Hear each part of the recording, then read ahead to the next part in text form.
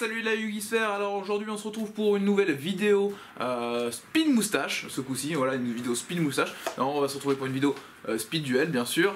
On va devoir parler un petit peu de ce tapis là, hein, voilà le Speed Duel, le fameux tapis Speed Duel. J'espère que certains d'entre vous ont déjà commencé à aller le remporter en boutique. Sinon, vous avez encore l'occasion de pouvoir le remporter dans certaines boutiques jusqu'au 31 mars, normalement, en France et en Belgique. Donc, n'hésitez pas à aller voir votre boutique pour voir si elle va faire des événements Speed Duel, que vous puissiez remporter ce tapis-là. En tout cas, moi, je vous fais une petite vidéo aujourd'hui pour vous aider, bien sûr, à jouer au Speed Duel en vous présentant d'abord les decks, les duellistes de demain. Donc je vais vous présenter du coup les mini decks qui se retrouvent dans ce pack de decks. Donc là vous avez 3 mini decks comme vous pouvez le voir dans le pack, donc c'est cool, on a déjà 3 decks sur chaque pack. Et on va parler d'abord des premiers decks. Donc on commence par quoi? On va commencer, allez hop, le premier c'est Joey, le premier qui était devant c'était Joey, donc on va commencer par vous présenter le deck de Joey dans cette vidéo, voilà, et puis on est parti. Donc c'est parti pour la présentation des decks. Donc là je vais vous présenter comme dit le petit deck Dragon Noir aux yeux rouges, donc le deck de Joey. Donc on a la première carte, c'est le Dragon Noir aux yeux rouges, un classique, un incontournable si on veut jouer Joey bien sûr.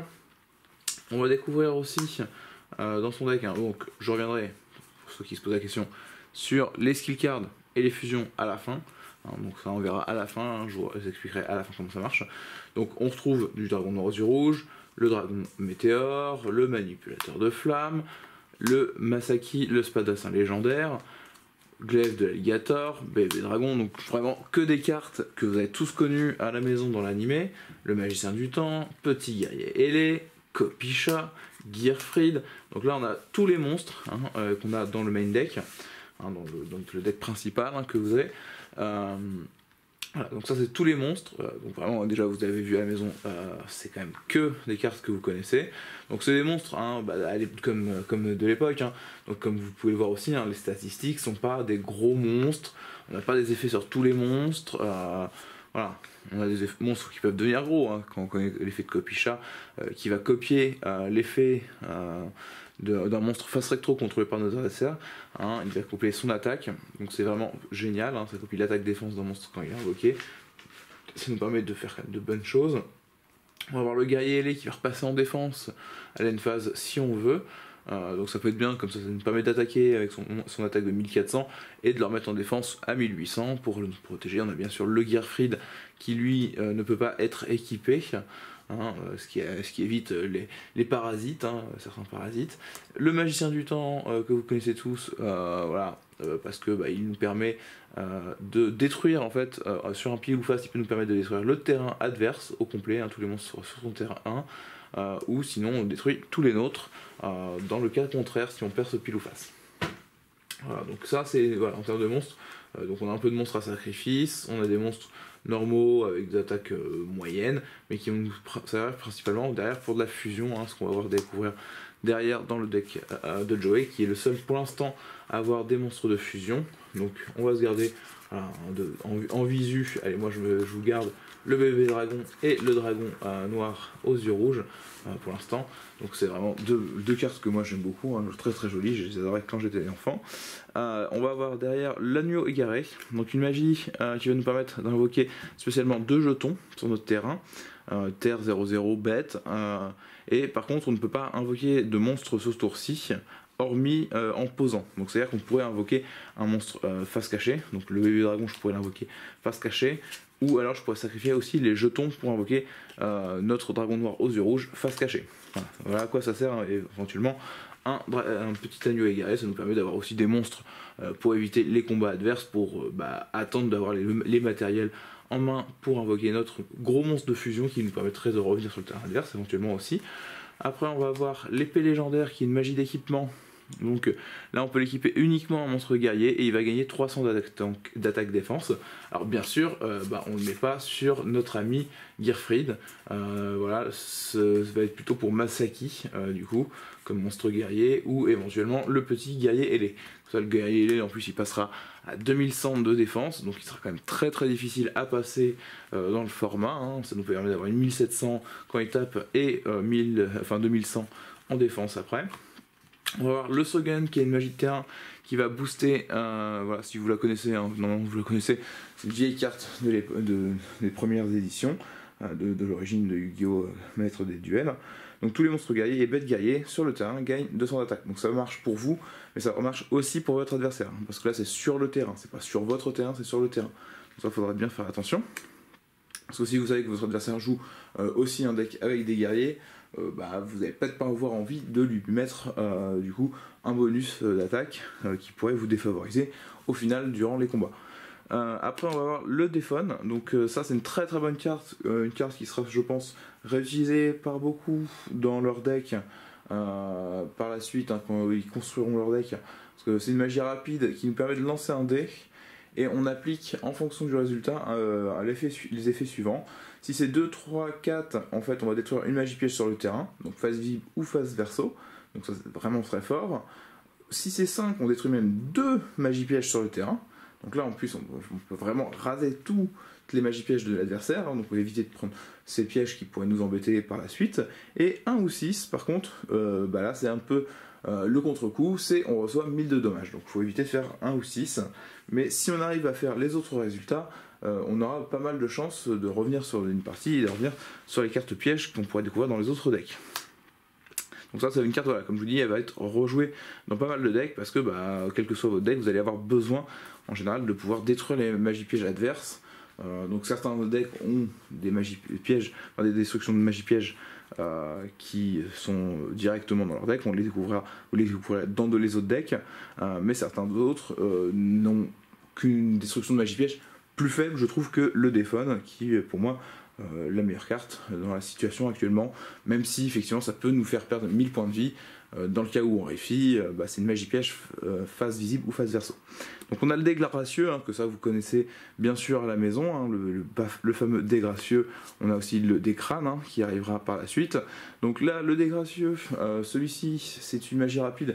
Donc vous pouvez la poser bien sûr face cachée et pouvoir la jouer aussi en tour adverse, qui va nous permettre de lancer un dé à 6 faces et d'augmenter l'attaque de tous nos monstres actuellement sur notre terrain de 100 fois le résultat du dé. Donc ça peut être jusqu'à 600 d'attaque sur tous nos monstres. Donc ça peut être très très fort pour finir un OTK ou aussi peut-être empêcher notre adversaire de nous détruire tous nos monstres au combat parce qu'il vient s'écraser sur le premier et en fait tous les autres sont aussi passés tellement gros qu'il ne pourra pas les attaquer par la suite. Donc ça peut être une carte qui va vous sauver. C'est pareil, ça peut être une carte qui peut être jouée dans autre chose que les decks de Joey, hein, qui pourra vous sauver également dans plein de situations.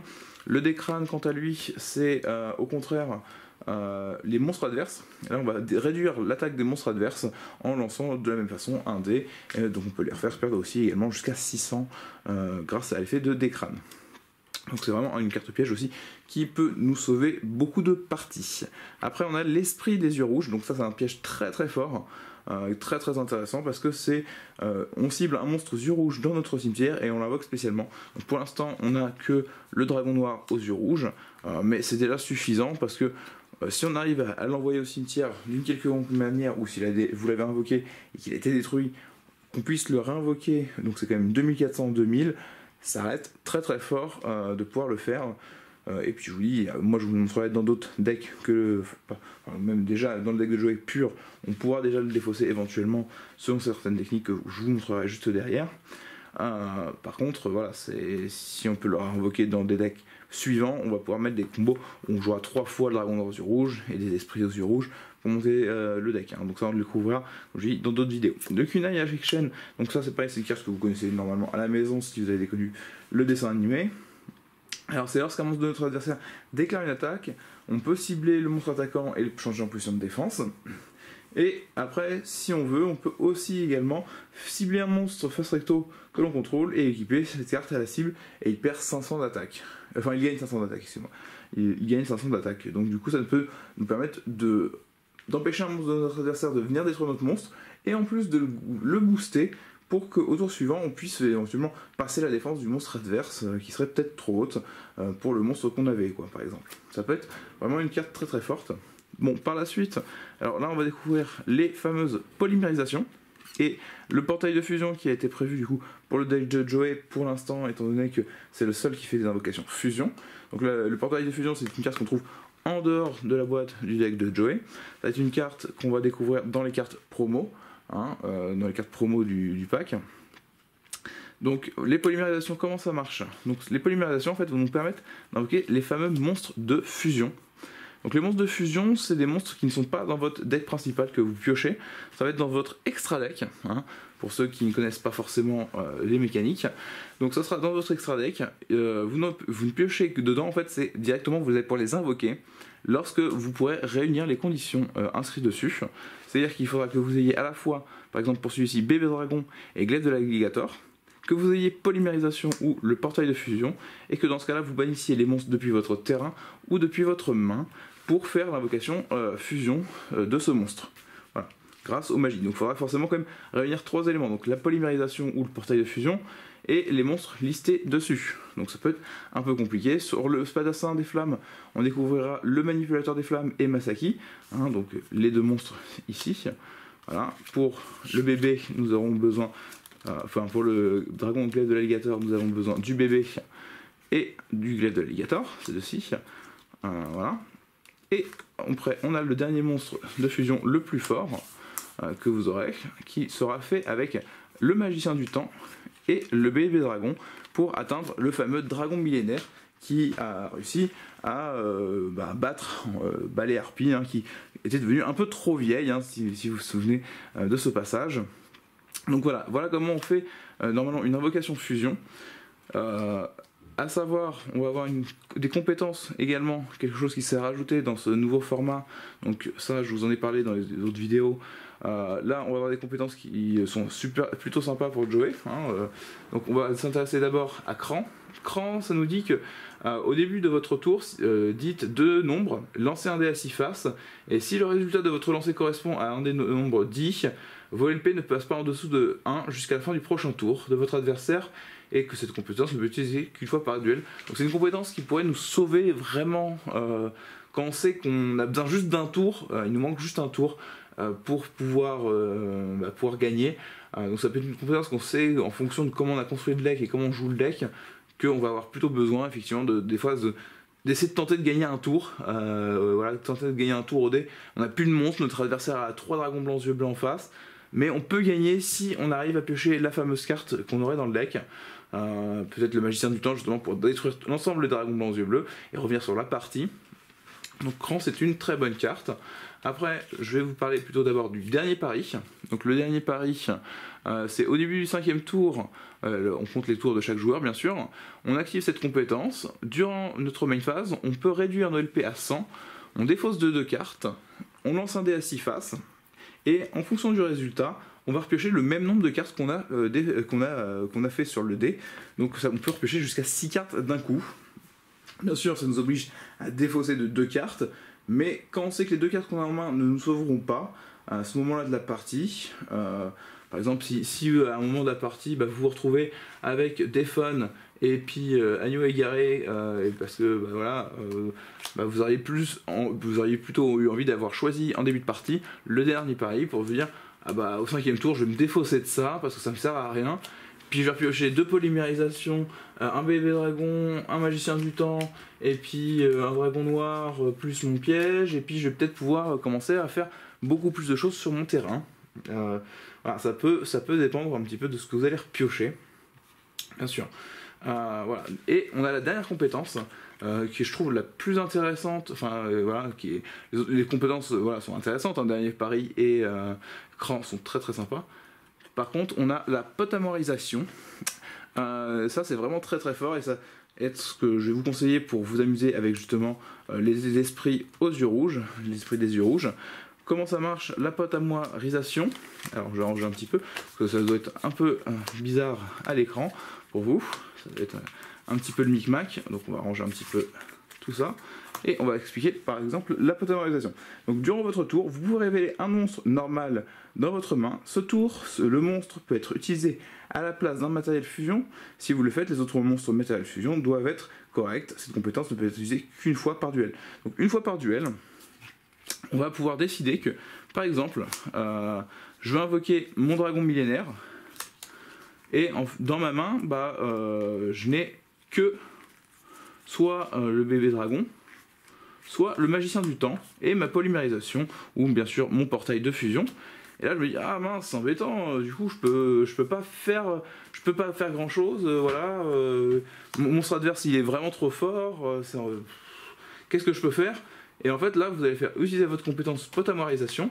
Vous allez dire par exemple que votre dragon noir aux yeux rouges va ce tour-ci, parce que vous aviez le magicien du temps dans ce coup-ci, il va être considéré comme le bébé dragon, voilà, il redevient jeune, voilà, ça devient un bébé dragon. Et du coup, vous allez pouvoir après, tout simplement, activer votre polymérisation, envoyer les deux monstres au cimetière, et invoquer votre dragon millénaire par ce fait. Donc là, c'est pour ça que moi je trouve cette compétence très sympathique. C'est comme je vous dis, avec l'esprit des yeux rouges, transformer votre dragon noir aux yeux rouges en n'importe quel monstre pour une invocation fusion, donc avoir l'opportunité de l'envoyer au cimetière très facilement par ce fait, va être très intéressant pour les esprits aux yeux rouges, parce que si vous l'aviez posé au tour précédent, vous invoquez votre dragon millénaire, et puis juste derrière, vous réinvoquez votre dragon noir aux yeux rouges. Là vous êtes sur votre tour 2, vous vous retrouvez avec deux monstres à 2400 sur le terrain.